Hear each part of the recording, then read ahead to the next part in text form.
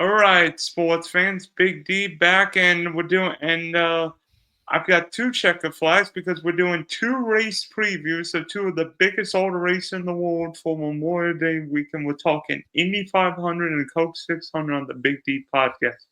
Before I bring in Sean, please subscribe, like, and share the Spunky Spectrum Sports YouTube page. See all my content, streams, shorts. Also, check out the Big D podcast, Spotify, and Apple. So, joining me, the maybe the other racing guru, host of the Thunder Hour and all kinds of other shows. The only guy who goes 0 to 60 fast than me, my buddy Sean. So, Sean, uh, Indy 500, Coke 600. Well, throwing Monaco if we got up at 9 a.m. The biggest day in motorsports, my friend. Yeah, that's right. It's part of the whole biggest weekend in motorsports. We got ourselves F1 action with Monaco. We've got IndyCar racing with the biggest race in the world, the Indianapolis 500. And then we have the longest race of the NASCAR Cup Series season, the Coca-Cola 600 at Charlotte Motor Speedway. If you're a racing fan, there is a lot to look forward to this week. That is for sure there, Dylan. Yeah, champagne for breakfast, milk for lunch, and Coke for dinner. Yeah, I mean, you got the whole repertoire right there, so you're all set. So obviously at Indy, there's been a big controversy over Penske. Not that anybody's surprised when Penske's involved. The calls of Joseph Newgarden and Will Powell have been sent to the back, and and three people, including the Penske IndyCar team president Tim Cindric, managing director Ron Ruzinski, and general manager Kyle Moyer, have been relieved of their duties based on the qualifying inspection. When you found out about this, not that we were you ultimately surprised that Penske did this on the eve of the greatest open wheel car race in the world? I feel like ever since the penalty came up, it was something that was on the table. And you know what? I think Roger Penske himself felt compelled in order to pull that kind of move to relieve these people of their duties overall because it is the biggest race of the world right there, the biggest IndyCar race of the year. And he owns the series. He owns Team Penske. He owns the track itself. I mean, considering the optics and ethics of it all, I mean, Roger felt like he had to do something in order to address the situation there. So I think the magnitude was on the table. I just didn't think it was going to go down in the way that it did as swiftly as it did. But overall, when considering everything leading up to it, it all makes sense of why it all happened right there. I think Roger Penske was embarrassed because guess what? If one of Roger Penske's calls wins on Sunday, there's going to be a big asterisk because they're going to say, well, Penske only won because he cheated. And now everybody's saying, well, Joseph Newgarden's call in last year may have failed some kind of post-race inspection. I'm like, that sounds like every other NASCAR race we've heard the last 30 years. Yeah, even though Roger Penske himself, he did get on an interview with Fox's Jamie Little, and he was talking about how after that race, they went ahead and broke that car down, the Indy 500 car, Joseph Newgarden's last year, and they said that the car was legal, even though it had the same sort of visual stuff that was going on that they were capturing within the number 2 and 12 teams of Newgarden and Will Power this week. So overall, it was. You could say there's a lot to this. There's a lot of layers that are going on. Well, maybe a good idea Scotty McLaughlin crashed on Sunday. Otherwise, he'd be starting 31st, right? Yeah, totally. Well, I mean, seems like there's always, I don't know what it is. There's always something fishy with Penske. Everyone remembers. I don't know if you remember the 2002 race. Well, I bet you Paul Tracy still says to today he beat Elliott to that caution, but Elliott got the win, got the milk that day. So I mean, and then I think it was last year's race at St. Petersburg where like all the Penske cars were bombed. Yeah, that's right. I believe that is the case. Don't fully remember off the top of my head because I keep up with NASCAR a little more than I do IndyCar, to be real brutally honest. But I'm trying my best to still keep myself on the loop of both because IndyCar is still a very interesting sport, all things considered, too. And now we head into IndyCar where the Robert Schwartzman's the first rookie to lead the greatest spectacle in racing since Taylor Fabi in 1983, and I don't even need Google for that. I mean, you've got a bunch of hungry guys looking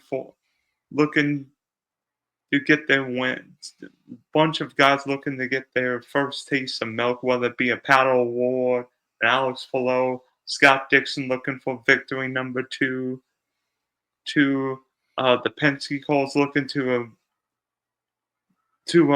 clear their heads, maybe show that they can win legitimately. What's your biggest story heading to Indy? There's a lot of indie storylines that you can look at. You could look at Helio Castroneves trying to win a record-breaking fifth Indy 500 win. You could see Joseph Newgarden. He's still trying to go for 3 in a row, which has never been done before in the IndyCar series.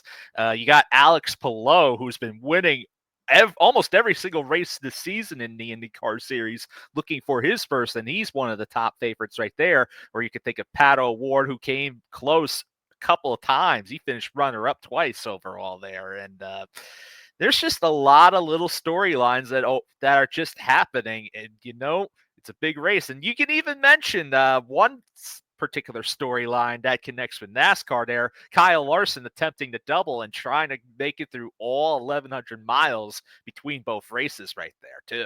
There's a lot of interesting stories. I'm glad you mentioned Kyle because we're going to discuss him in just. To me, I think the big question with this race is going to be how does the hybrid change racing? Because we've seen the hybrid for almost a year in IndyCar, but we haven't seen the hybrid doing a 500-mile race at the Brickyard. And how does this change? With calls, not just Kyle Lawson starting in 19th, but two of the Penske's calls starting tail end Charlie.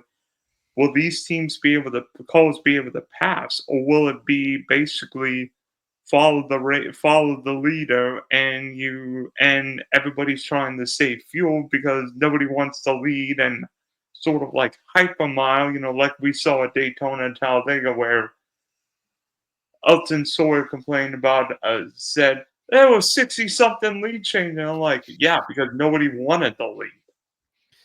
Oh man, that was a whole circus in of itself right there. But we won't know about how the cars are going to be handling on these racing conditions until we get into the race itself. Sure, we can try to look towards the previous practices for the Indy 500 and see about how the cars race around each other, but that's not going to simulate a full field because we have not raced in these proper conditions with this car. So even then, the teams are going to figure it out during the course of the race as it is, just like us fans and analysts are going to still try to guesstimate it as we go along there, Dylan. And also, just like every year, any year at Indy, there's been big wrecks. I mean, Kyle Lawson's hit the wall twice, Takuma Sato, Colin Herta, Scott McLaughlin. I mean, there've been a lot of wrecks. So I'm like, I mean, I mean, our boy Rich. I had mentioned to our boy Rich that this could be a gnarly race. Yeah, it really can be.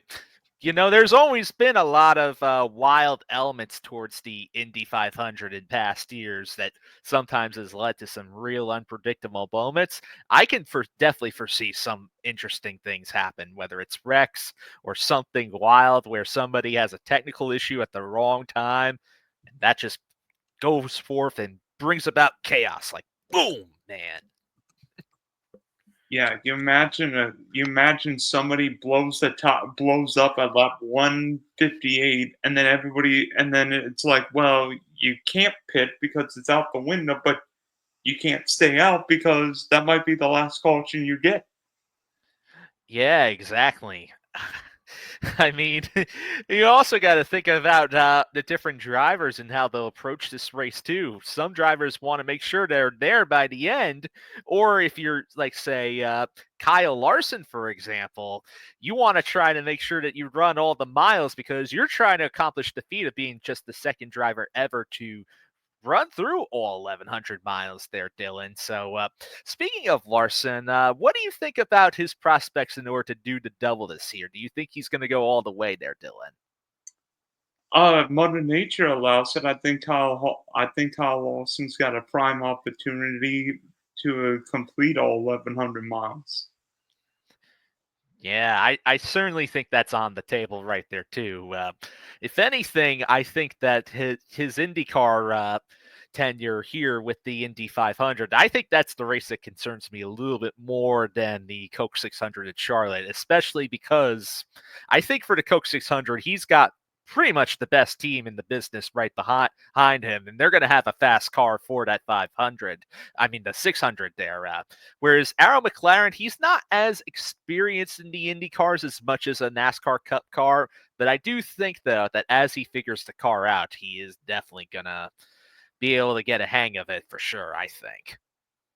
I mean, I do worry. Kyle's been in a couple crashes. The hybrid's going to be unfamiliar. Making pit stops. We even saw last year where Kyle sped on a critical pit stop. Can't do that. Can't do that on Sunday. But guys can react. I mean, you know, Kyle will, Kyle's what, the fifth guy to attempt the double. John Andretti in '94. Robbie Gordon, too many times to count. Tony Stewart in '99, 2001, and newly minted Hall of Famer Kurt Busch in 2014. But only one of those guys has run all 1,100 miles. Yeah, that being Tony Stewart, and he finished the sixth and third between both of the two races overall. So he was also the only one to be top 10 in both. Not bad. I mean, you worry more about Kyle Lawson physically or mentally? Well, overall, I think when you go forth and run through the whole 1,100 miles, there is a test of endurance and stamina. Tony Stewart has stated in the past about running both races that it is really taxing. Now, Tony, he's not in as good a shape as compared to Kyle Larson because Larson is a little more physically fit. So I think what's really going to come into play is the mental aspect as it stands right there too. Because when you go forth and race that many miles in a day, that's something that's not easy in order to get accomplished too. Especially when you're at speed the whole time and you got to transition from race to race too. There's a whole mental game behind it there, Dylan. And also, it's not just going up against the same group of drivers, going up against a completely fresh group of drivers. So it's not like Scott Dixon or Alex Below are running the Coke 600. He's facing William Byron or Christopher Bell or Chase Elliott. Yeah, and in two different completely kinds of cars too, because the Indy car and the NASCAR Cup car do not drive the same whatsoever for sure. I mean, unless NASCAR put a hybrid on the Cup car, that would be something, right? It would, but they haven't even gotten to the point where they're making their own hybrid series yet. I mean, it is something that they are considering and working on experimenting with the hybrid car after all, but they haven't gotten to a full developed series of that yet. So Yeah, how long would it be until Chase Briscoe uses up the hybrid on the at the football race at Bowman Gray? oh, whenever that happens, it may not be too long. Yeah. So I mean, in Indy, quickly, what's one moment that sticks out in your memory? Oh, for Indy. Hmm. Tough call. Tough call. Because, Indy's full of a lot of really great moments there. You think towards like the different close finishes that they've had over time. I think about Helio winning a couple of times, or Dan Weldon back in the day, too. He definitely knew how to get around that place as well. Yeah. Yep, I was thinking 2005. Yeah, by the way, that was 2005 was Danica when it looked like she was going to win, but it needed to save fuel, and Weldon got her on a late. After she got Dan on a late restart. Yeah, that's right. Man, getting me nostalgic. That was 20 years ago. Wow, time flies. I was thinking, you and I are roughly the same age, right? Um, I guess we could say that. I don't know exactly, but because I never got your age, so. I was born in '92. Okay, so I'm actually a little bit younger than you. Just a little bit. Well, I mean, in a lifetime, I mean, Elvin winning his fourth in 2021 was something. Do you remember the Sam Hornish, Marco Andretti finish in '06? I need to see that finish again. Man, there, Sam. It looked like Marco Andretti would end the Andretti jinx, and Sam got him on the last lap. But there've been some crazy battles. How about Newgarden's last couple of passes on Marcus Harrison and Paddle Ward? oh yeah, I do remember those very much, especially last year. That was like a last lap pass, pretty much right there. So If we got that on Sunday, if we got that, Kyle Lawson passed XNX Driver to win. yeah, watch it be somebody like a Pillow or a Ward. I think those two are the guys to beat. Although I will say this too, Takuma Sato looked really fast in practice as well, and I think he's going to be one to watch too. I'll tell you what, Takuma Sato is 48 years old, and that guy's got onions that will rival Bill Raftery calling a basketball game.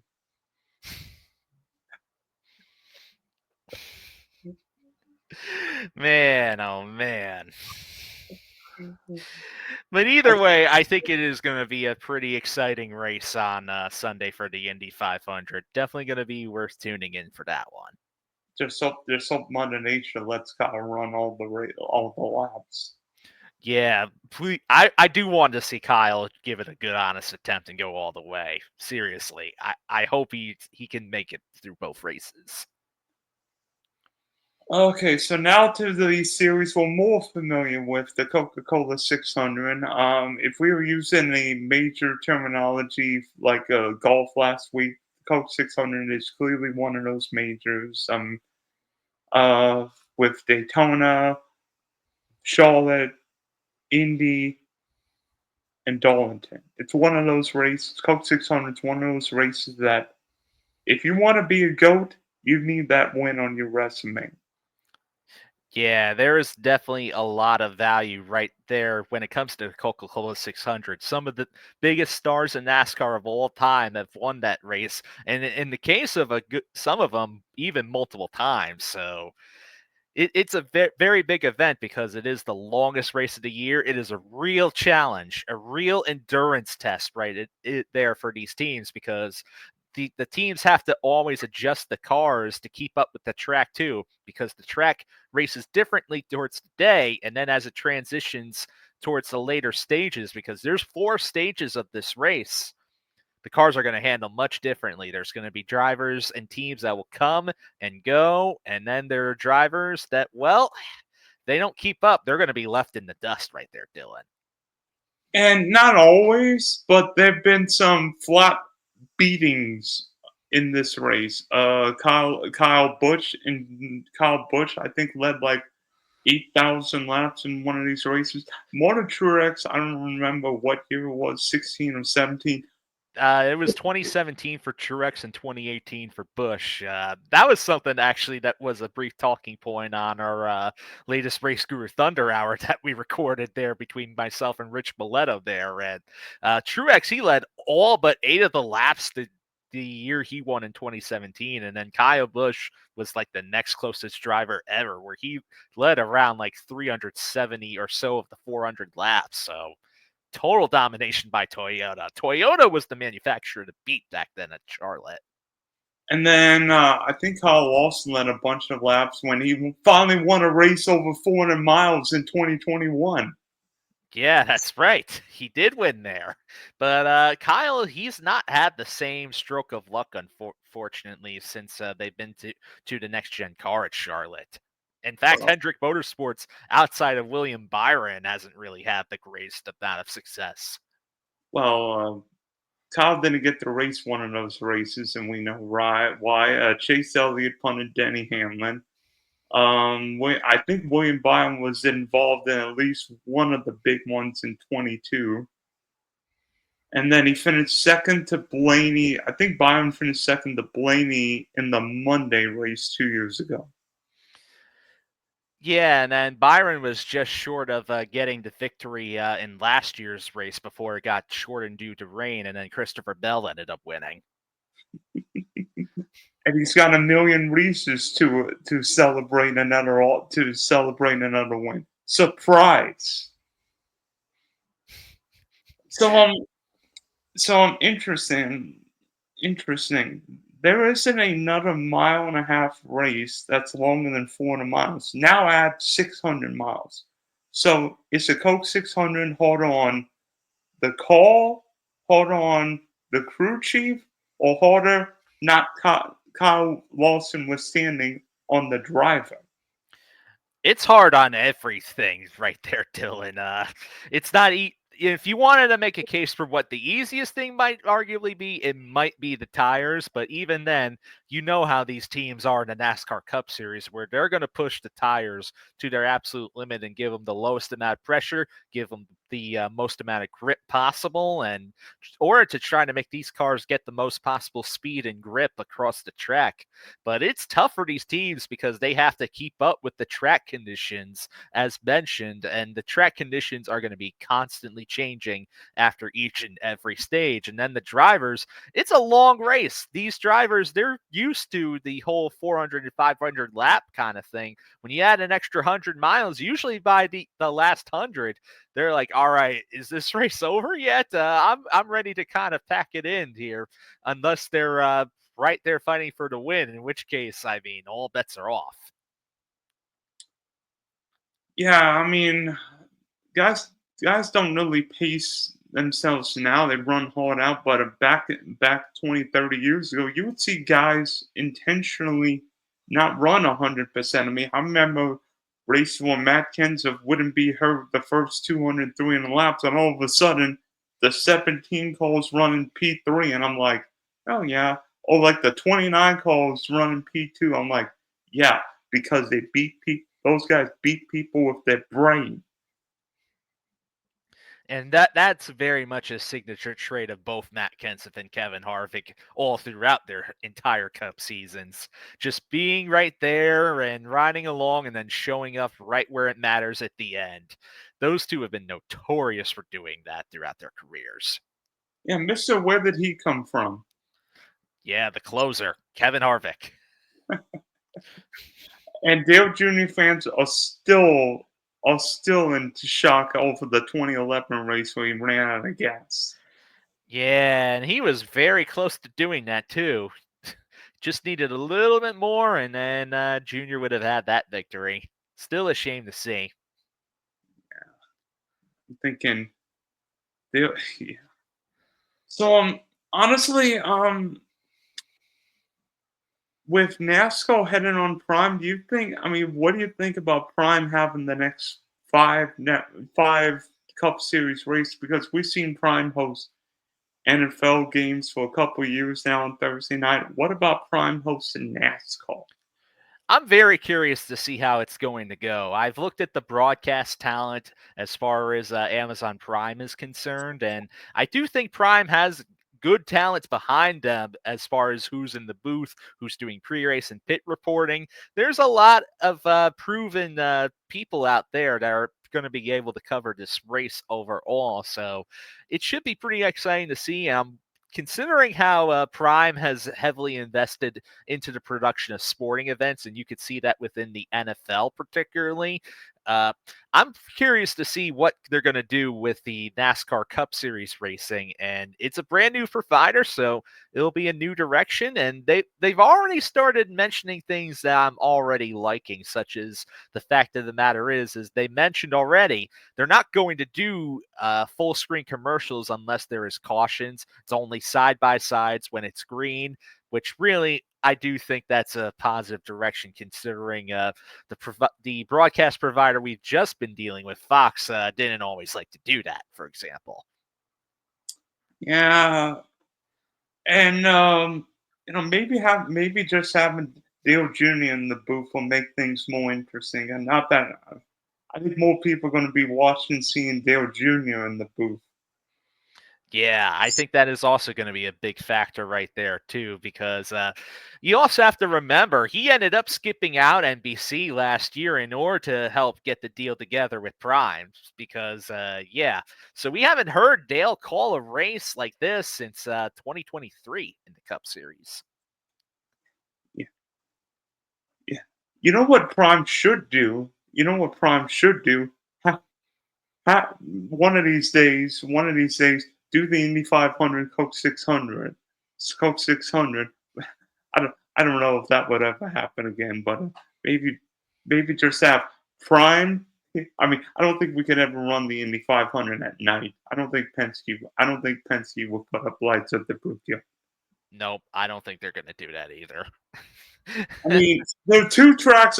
There are two tracks that will never be lighted, and I think we know what both of those tracks are.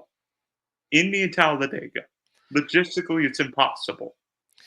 Yeah, I think you might have a better shot of doing that at Indy than Talladega, but either way, I don't think they're going to happen. I mean, how Daytona managed to get lights is a miracle. Yeah, especially it all has to do with how the states are able to get all of that power towards the tracks and the sites so far. So yeah, they're able to do that at Daytona, but Talladega, they already went forth and said that that's going to be impossible for now, for quite some time. So I'm heading to Charlotte this weekend. What tracks are you looking at for data? Because I mean, they've been NASCAR's raced a lot of mile and a halves recently. Vegas, Homestead, Texas, Kansas. Which one are you looking at? Or we just figuring out like who's run well at those kind of tracks this year? So overall, we've ran 4 races at mile and a half intermediates. I am taking a look at all of them there. So you do kind of have to take cues from Vegas, Homestead, Texas, and Kansas. The ones that I'm looking at most are probably Kansas and Vegas because they're a little bit more comparable as far as the speed and the surface is towards Charlotte overall. I think Vegas might be probably the best comparable to make. Yeah, and by the way, temperature high looks like in Charlotte will be 77, low of 60. So it won't be the biggest temperature drop from day to night we've ever seen. Yeah, that's an interesting factor to note because these crew chiefs, they're still trying to figure out how much changes they're going to need to do to the car to adjust to the conditions. But what you're saying right there is showing the fact that they are going to be making some changes, but maybe at the right settings may not be as overly drastic as some of the other Charlotte races. So that could benefit some teams compared to others. Yeah, and plus, Cup teams can't use the free adjustment they could a few years ago. Just put tape on the car. Yeah, because that's never a great idea for running long term. Denny Hamlin, 2018 Homestead, Yeah. 17-18 at Homestead, overheating. Yeah, you don't want to do that unless you want your car to become the Stanley Steamer, that's for sure. So, I mean, going into this weekend, when Kyle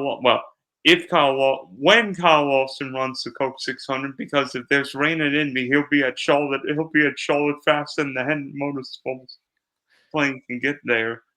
Has won 3 races and probably should have won Texas, not for a couple bad restarts. Christopher Bell has looked great. Has looked great this year, winning 3 times in the All Star race. William Byron's won the Daytona 500 and seemingly in contention every single week. Joey Logano, as he does at least 5 times a year, snuck out the win at Texas without the best call. Josh Berry with maybe the biggest surprise of the year, winning Vegas. But I mean, I mean, does this mean anybody else looking good to your eyes this weekend? I mean, Denny Hamlin. Yeah, Denny, it as far as other drivers that I got my eye on, I actually have my eye on Ryan Blaney because he's been pretty good on the intermediates overall this year. And the last two in the intermediate races that he's ran, he's been top 5 in both of them. And that number 12 team, they're known for being one of the better teams when it comes towards making adjustments on the fly. And they've done that, especially with Ryan being a driver that seems to find speed commonly at these races in on a longer run, and this track is going to produce some longer runs, and I think that's something we're going to have to keep an eye on. And I also say don't count out last year's winner Christopher Bell as well too, because he's been entirely pretty solid on the intermediates as well.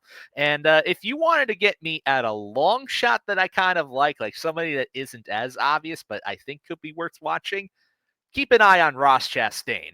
I think Ross is going to be a driver in order to watch just because we've seen it all year.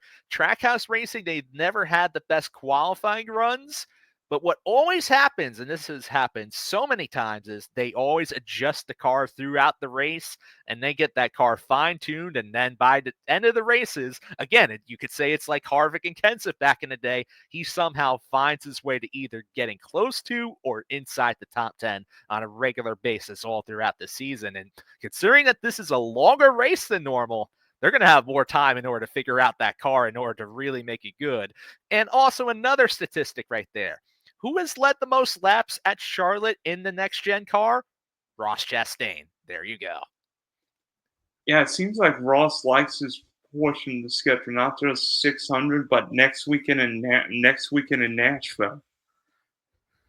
Yeah, I think he's going to be one to watch at Nashville for sure, but I don't think we should discount him at the Coke 600 either because it's a crown jewel event that he hasn't won. You know, drivers, when they haven't won a crown jewel event, they might put in a little bit more effort than they normally do just to put themselves in contention there, Dylan. Yeah, in many ways, I feel like Ryan Blaney's not necessarily good on a restart, but 20, 25 laps in the run, that 12 call is flying. Yeah, we've seen that all throughout the intermediates. And let's not forget, he had the best car at Homestead, Miami, too. 100%. And guess what happened to Ryan Blaney? Literally every time the 12 call is running well this year, he blows up. Was wrecked. Or the pit crew chokes it up like they did at Darlington. Well, I mean, look at Talladega taken out on the wreck with Brad K. Well, Yeah, he just has not had the luck this year, but he certainly had the speed to show for it. And having the speed is half of what you need in order to win a race. yeah, honestly, one guy we mentioned really, you would think mile and a half tracks. I mean, a groove that could widen out. That favors Tyler Reddick, but what's going on with the 45 call this year? 45, they just haven't been bringing as much speed as they've been able to in the track this year. They've only had one top 10 finish on a mile and a half intermediate, and that was at Homestead, which, even though that's Reddick's best track out of the intermediates, he still is just not able to put it all together. It's either they don't have the speed and they finish outside of the top 10, or they do have top 10 speed, but then end up being themselves by having some sort of issue or just missing it on pit road or something. Yeah, and also I feel like in a way, and maybe we've seen this with OFK and Brad K this year. The 2311 team expanded to 3 cars. OFK expanded to 3 cars. And we've seen Ryan Preece run well on certain tracks.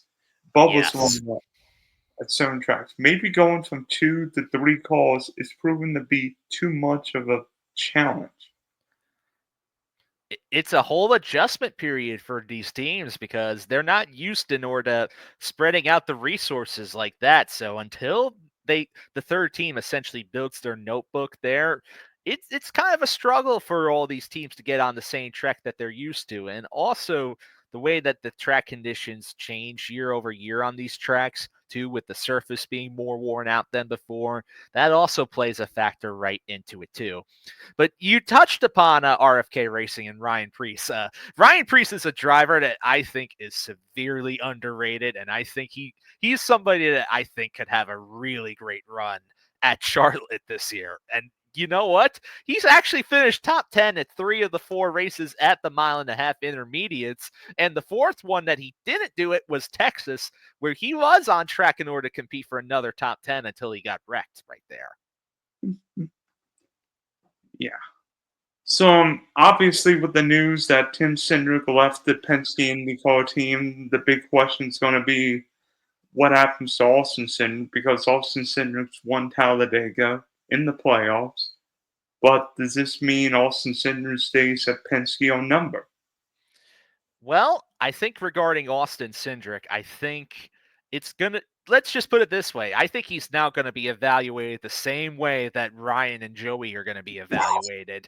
And he's not going to have like Tim Cindric right there in order to help put any word in. So Austin's going to have to continue proving himself. And to Austin Cindric's credit, he has been stepping up a little bit more this year. We've seen him win at Talladega. He's been making the playoffs now for his 3rd season out of 4 so far in the Cup Series. And that number 2 team is finally starting to show a little bit more speed. Instead of finishing around the top 20 or so most weeks, they've been starting to be top 15 or even compete for top 10s at times. So they've been getting better within that team. So Austin Cindric, I think he could be one to keep an eye on, especially over the course of the year and even into next year. And he did sign a contract extension with Team Penske early in the year, so he does have a little bit more time in order to figure it out too. So let's not forget about that. Plus, it's funny you say, because Austin Cindric was quote unquote a road course guy when he entered the Cup Series, but now he's winning at Daytona, is running well at Daytona. How they're going to land? But I think but Cindric got a stage win at Texas, right? Yeah, I believe so. You are correct about that. And let's also not forget that he did win Gateway last year too. Oh, and guess who ran out of gas in that race? Our old buddy Ryan Blaney.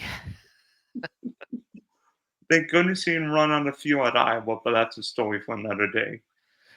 Yeah, we're still a couple weeks away from Iowa and being able to revisit that there. So, yeah. Although after what the All-Star race showed, maybe Iowa will be. I mean, Iowa was actually a decent race last year. Yeah, it was. It was one of the better races for these shorter tracks overall. I do agree with that. So ultimately, who wins Indy and who wins Charlotte? I want to pick for both. I think as far as Indy is concerned, I'm leaning towards Alex Palou to win Indy, and I think for Charlotte, that one's going to be a little bit trickier to call, but I've got my eye on right here. I think it might be Blaney. I'm going to go Blaney here. Interesting. So you've got Ganassi win. So you've got Ganassi winning Indy and Penske winning the Coke 600. Yeah, I really do think that. Also, I think Ryan Blaney's going to be especially fired up knowing that both of his teammates have now won races, and he's the only Penske guy that hasn't, and he's shown more speed than both of them overall this year. Yeah, just you know what? I think you know what you'll be able to figure out my answer pretty quickly. What year is it? 2025. So my answer is equaling 25. I think Paddle Ward goes from second to first at Indy, and I think Christopher Bell repeats at Charlotte. I do think Christopher Bell is certainly in the conversation. I think he is definitely going to be a factor for sure. So, and Pato O'Ward, yeah, I can get behind that too. I say there's three drivers that I think are my top favorites to win for Indy, and And I'm I bet. sure and I'm sure we have the same three. One of them's driving the 5 call, one of them's driving the 9, and one of them's driving the 10. Yeah, I've got Pillow, I've got O'Ward, and I think my other driver to watch is Takuma Sato. Oof, oof. That'd be interesting. Do it for the old guys. Yeah, especially Sato looked really fast in practice, especially that very last one. So the car is a little more dialed in compared to some of the earlier practices too. Assuming Kyle can complete all 500 miles at Indy, where do you see him finishing? I think for Indy, I think he's going to be maybe top 15, whereas Cup, I think he's definitely going to be top 10 at the very minimum. Thinking 10 to 12 at Indy. I think passing will be hard with the hybrid, and Kyle's got to spend probably third half the race figuring out what the heck the hybrid is. Yeah, just get a feel for the car and how it handles on the track. All right, Sean. So remind everybody what about your show. All right. Think I am one half of the, or one third sometimes, of the Race Guru Thunder Hour podcast over at fantasyguru.com. So you can head over to fantasyguru.com in order to catch all my NASCAR content over there. You can also listen to and view the Race Guru Thunder Hour on YouTube for free as part of the Elite Plus Network YouTube channel. So you can go over there and check it out. We're just hitting 50 episodes now, so we've been running for a little while, and we're still holding strong, and it's been a lot of fun to record and get that all together each and every week, and we're all racing. So there you go. Yeah. Whether we're watching Max Verstappen, Lando Norris at Monaco, the Indy 500, or the Coke 600, this weekend's a racing weekend. You got that right. So, boys, have at it. Let's ride.